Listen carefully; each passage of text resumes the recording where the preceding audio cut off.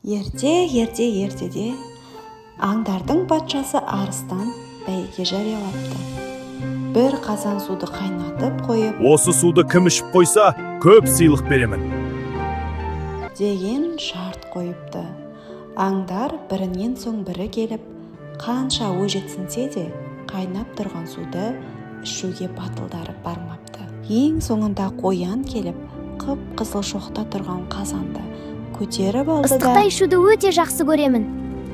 деп жан-жағына қарайды. Ендеше іше ғой, дейді аңдар таңғала. Мінекей достарым, мынау ыстық су, көздеріңмен көріңдер, деп бас-басына көрсетіп шығады. Қоян аңдарды басынан аяғына дейін аралап шыққанша қазандағы су суып қалады. Сол кезде қоян суды басына бір-ақ көтеріп сіміріп алады. Шошынған аңдар ауыздары ашылып таң қалады. Ал алданған арыстан патша қоянға көп-көп сыйлықтар бергізіп, міне нағыз ер деп мақтапты.